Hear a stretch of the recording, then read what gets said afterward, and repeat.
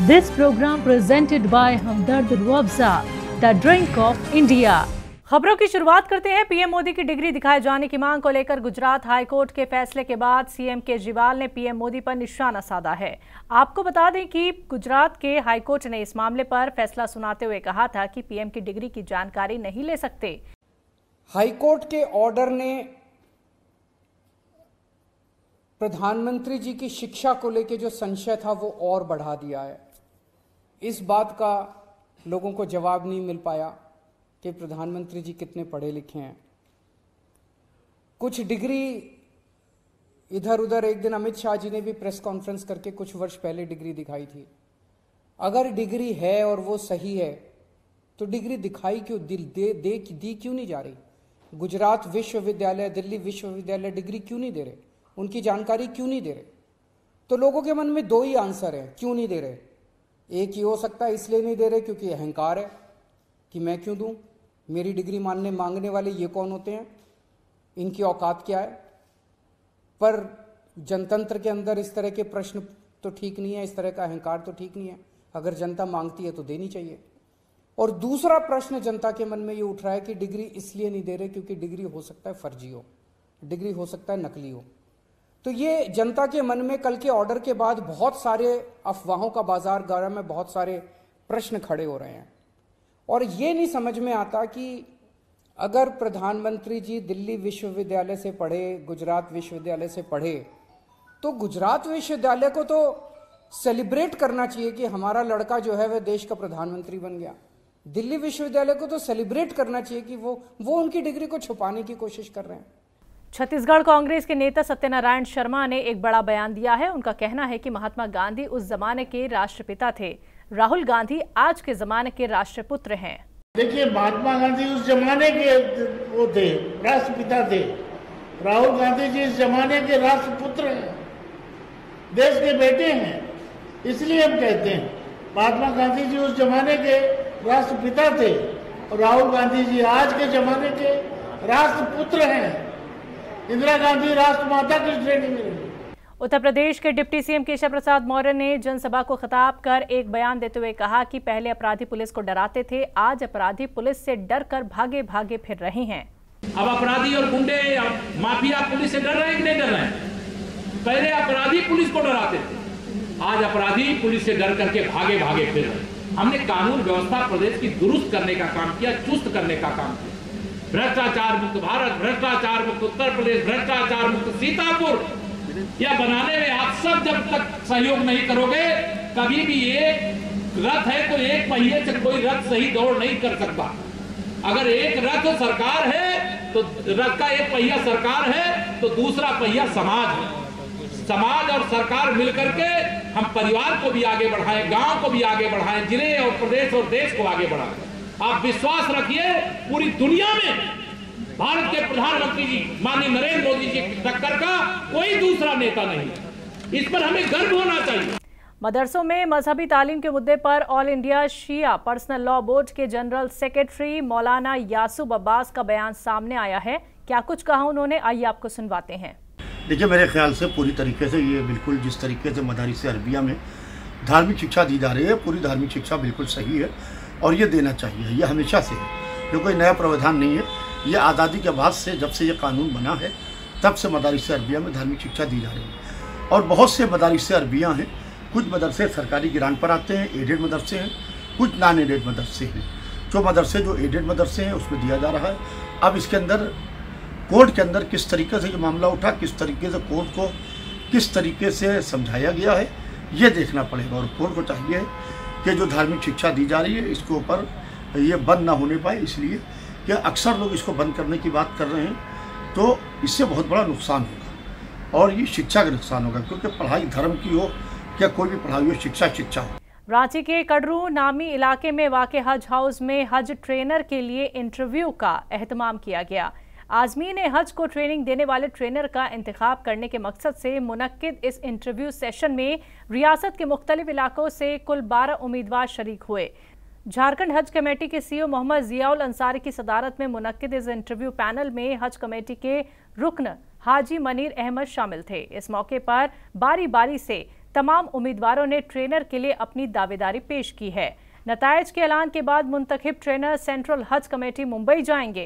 आज जिन लोगों को ट्रेनिंग में बॉम्बे जाना है हज ट्रेनिंग के लिए, और वो आकर के जो हाजियों को ट्रेनिंग देंगे उन लोगों का इंटरव्यू हो रहा था, जिसमें 12 लोगों को यहाँ से बॉम्बे जाना है जो ट्रेनिंग हासिल करेंगे। असल में है कि इसमें जो जानकारी हज के लिए है वो सब बहुत सारे चीज़ तो लोग जानते भी हैं, और जो अभी ट्रेनिंग इन लोगों को दिया जाएगा वहाँ से सीख करके आएंगे कि क्या क्या ज़रूरी है, और उसके बाद यहाँ हाजियों को वो चीज़ बताया जाएगा कि अभी हमें क्या चीज़ लेके जाना है, कैसे जाना है, क्या इंतज़ाम करना है। ये सारा वहाँ बॉम्बे में ट्रेनिंग हासिल करेंगे और हाजियों को इसका ट्रेनिंग देंगे। इसी के सिलसिले में था ये। आज यहाँ पे स्टेट हज कमेटी में ट्रेनर का सिलेक्शन है और सीओ साहब अभी ट्रेनिंग ले रहे हैं। ट्रेनिंग में कई तरह के सवाल को पूछा जा रहा है। क्योंकि मैं स्टेट हज कमेटी में पिछले कई साल से ट्रेनर हूँ और मैं एज ए डिज़ास्टर का ट्रेनर हूँ। क्योंकि बहुत सारे लोग हज करने जाते हैं, तो हज आप जो करने जा रहे हैं वहाँ पे किस तरीके से हज करेंगे और आपको कोई तकलीफ़ नहीं हो, अगर किसी तरह का कोई हादसा आपके साथ हो जाता है तो हादसा से कैसे बचेंगे और लोगों को बचाएंगे, इसकी जानकारी लोगों को हम तफसीली देते हैं। सीओ साहब को भी ये सारी बातें भी बता रहे थे कि कैसे किस तरीके से ट्रेनिंग हम देते हैं। आज हज प्रशिक्षण को लेकर के कुछ ट्रेनर का एक रखा गया था इंटरव्यू, जिसमें लगभग 12 ट्रेनर को मुंबई हज कमेटी ऑफ इंडिया वहाँ जाना है और वहाँ पे प्रशिक्षण प्राप्त करेंगे।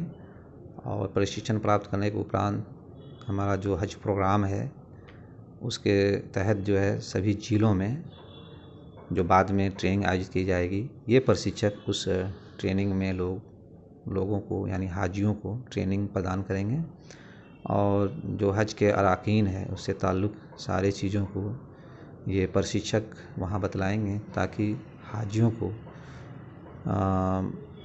यहाँ से लेकर यानी अपने हज हाउस से लेकर इमिग्रेशन और डिपार्चर और फिर जिद्दा पहुंचकर उनको क्या क्या वहाँ पे नियमों को फॉलो करना है, क्या क्या वहाँ एहतियात बरतनी है, किन किन चीज़ों का पालन करना है, ये सारे चीज़ों को बतलाने के लिए आज प्रशिक्षक का चयन किया गया है।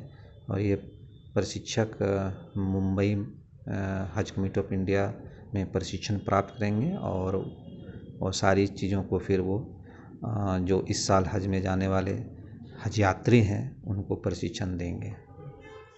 हम लोगों ने इन्फॉर्मेशन दिए थे कि इसमें कोई भी जो 18 या 18 वर्ष से अधिक हों वो इसमें ऑनलाइन फॉर्म जमा कर सकते हैं। बट जो हमारा ये ऑनलाइन जो प्रपत्र प्राप्त हुए हैं उनमें किसी खातून ने ऑनलाइन फॉर्म नहीं भरा है, तो फिर हम लोग इस सिलसिले में हज कमेटी ऑफ इंडिया से हम लोग बात करेंगे कि अगर रिक्वायरमेंट है तो हम लोग फिर इसमें प्रयास करेंगे। दिल्ली के सीलमपुर वाक़े ऑरिकल पब्लिक स्कूल में अवार्ड तकसीम प्रोग्राम मुनक्किद हुआ, जिसमें स्कूल के तालीम इल्म को इम्तियाजी नंबरों से पास होने पर इनामात से नवाज कर उनकी हौसला अफजाई की गई। इस मौके पर स्कूल में तालिबे इल्म के साथ उनके वालिदैन भी रिजल्ट लेने पहुंचे और सभी वालिदैन अपने बच्चों की तालीमी कामयाबी देखकर फख्र महसूस कर रहे थे।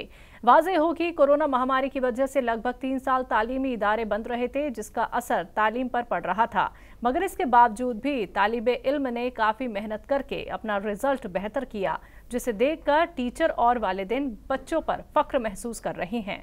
आज स्कूल का रिजल्ट इश्यू हो रहा है, आपके बच्चे का नाम है जो डिसिप्लिन चल रहा है उसको अवार्ड मिला है, क्या लगता है कि स्कूल की एजुकेशन कैसे क्योंकि यहाँ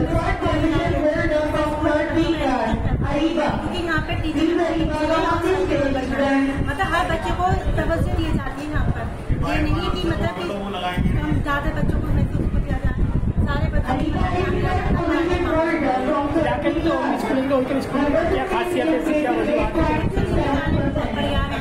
और दूसरी बात ये कि यहाँ बच्चों को बहुत प्यार से सिखाया जाता है और हर काम को आगे दिया जाता है, मतलब ये नहीं कि जैसे ऐसे कहकर और तवज्जो नहीं देते बाद में, और इस पर ध्यान दिया जाता है कि कौन सा बच्चा कमज़ोर है कौन सा नहीं है, तो उस हिसाब से पढ़ाई में आगे बढ़ाया जाता है। ये बच्चा कमज़ोर है तो उस पर ज़्यादा ध्यान देते हैं उनकी केस पर। बहुत बड़ा हाथ है स्कूल का और मैमों का भी बहुत बड़ा हाथ है और माशाल्लाह स्कूल काफ़ी अच्छा है। हर तरह की तालीम है स्कूल के अंदर और माशाल्लाह बहुत हमें भी बच्चे पढ़ते हैं आपके कहीं नहीं, अब फिलहाल तो मेरी यही बच्ची है, इंशाल्लाह और बच्चों का भी इरादा है। इसके हालात देखकर जो इतना अच्छा पढ़ती है ये तो और बच्चों का भी इरादा है कि और बच्चों को भी इसी स्कूल में कराएंगे। बच्चों को अवार्ड मिला है यहाँ पे स्कूल में, मेडिकल स्कूल के अंदर। कितने आपके बच्चे की क्लास में पढ़ते हैं, क्या उनकी पोजीशन रहेगी? मेरे 2 बच्चे इस स्कूल में मोहम्मद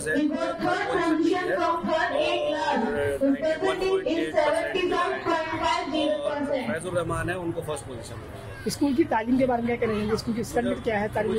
मुझे काफ़ी पसंद है, काफ़ी अच्छा है स्टैंडर्ड भी और काफ़ी पुराना स्कूल है और बड़े भी बच्चे भाई वगैरह भी काफ़ी अच्छा मॉडर्न एजुकेशन दे रहे हैं, इस्लामी तालीमात भी है, इंग्लिश तालीमात भी है। जी बहुत अच्छा, मतलब सभी तरीके के बच्चे भी मेरे काफ़ी सीख रहे हैं, मेरे दोनों बच्चे काफ़ी सीख रहे हैं, कल में और दुआएं और बाकी इंग्लिश मैथ सब में अच्छा परफॉर्म कर रहे हैं। क्या बच्चे के अंदर एक्टिविटीज थी इसको आपने सराहा? सर हमारे यहाँ का रिजल्ट पूरा 100% गया। It is 100% completely.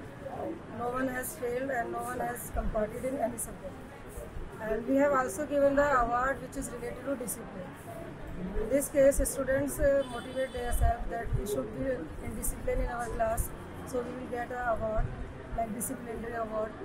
And the award has been categorized in 4 parts: first position, second position, third position, and the one is disciplinary award. 3 साल बाद स्कूल खुला है, लॉकडाउन से बच्चे फ्री होके पढ़े हैं, पूरी माइंड से पढ़े हैं। क्या लगता है कि उनके लिए जो एबिलिटी पहले थी वो आज भी है? यस सर, सेम एबिलिटी, मतलब पूरी मोटिवेशन के साथ, पूरी हार्डवर्क के साथ। पेरेंट्स ने पूरी मोटिवेशन दिखाई है, उनके साथ हार्डवर्क किया है। हमारे टीचर्स ने पूरा हार्डवर्क किया है। जो भी 2 साल या 3 साल का जो लॉकडाउन का पीरियड गया उसमें जो भी उनकी वीकनेसेस थी उनको एक्स्ट्रा क्लासेस ली गई है, जिसके ज़रिए उनको कंप्लीट पूरी तरीके से पूरा किया गया है कि अगर बच्चा किसी चीज़ में वीक है तो उसकी एक्स्ट्रा क्लासेस लगवाई गई। तो इस हिसाब से हमने अपने बच्चों की जो एजुकेशन है उसको और भी अच्छे। क्या एडमिशन प्लान है आगे के स्कूल को लेकर? फ्यूचर में कितना ऊपर लेके जाएंगे स्कूल को? क्या कमियां हैं जो आगे वो पूरी की जाएंगी? सर हमारा एम्बिशन सिर्फ एक है कि बच्चा यहाँ पे आकर के एक फ्रेंडली एटमॉस्फेयर मिले उसको। वो यहाँ पे एज अ फैमिली जिस तरीके से वो अपनी स्टडी करता है, जहाँ पे उसको अपनी कोई भी बात कहने से पहले मतलब डर नहीं लगता है, एक एजुकेशन नहीं होती, ऐसे ही वो अपने टीचर्स के साथ भी रहे और टीचर्स की भी पूरी तरह सुने। और टीचर्स भी पूरी कोशिश यही करते हैं कि जो वो क्लास में करा रहे हैं वो बच्चे बहुत अच्छे से करें। क्या कहना चाहेंगे वालिदैन को, यहाँ के स्कूल के स्टाफ को कि आगे इससे बेहतर परफॉर्मेंस दिखाएगा स्कूल? मैं अपने स्कूल के स्टाफ को यही कहना चाहूँगी कि जिस तरीके से उन्होंने अभी तक हार्डवर्क किया है ऐसे ही आगे भी करते रहे। और ये वाकई काबिल तारीफ़ है जिस तरीके से उन्होंने इस साल अपने बच्चों को पढ़ाया है, क्योंकि 3 साल बाद बच्चे आए थे जो कि बहुत बच्चे काफ़ी वीक थे कई सारी चीज़ों में, उसके बावजूद भी उन्होंने बहुत अच्छे से किया। बच्चे के कामयाबी माँ बाप का बहुत बड़ा हाथ रहता है, उनके माँ बाप के लिए क्या कहना चाहेंगे कि वो आगे की इसी तरह बच्चों को कामयाब करने के लिए अपनी मेहनत करते हैं? सर मैं पेरेंट्स के लिए भी यही कहना चाहूँगी कि पेरेंट्स पूरी तरीके से अपने बच्चों की स्टडी पे ध्यान दें। जो स्कूल में होमवर्क कराया जा रहा है या जो स्कूल में वर्क कराया जा रहा है उससे रिलेटेड वो उस पर रेगुलर अटेंशन दें। और अगर किसी भी तरीके की कोई क्वेरी होती है तो वो क्लास टीचर से, सब्जेक्ट टीचर से, प्रिंसिपल से, कोऑर्डिनेटर से कंफर्म कर सकते हैं, किसी भी टाइम पूछ सकते हैं। हमारे यहाँ का स्टाफ और जितने भी हमारे कोऑर्डिनेटर्स हैं सब पूरी तरीके से पेरेंट्स के टच में रहते हैं। This program presented by Hamdard Ruabza, the drink of India.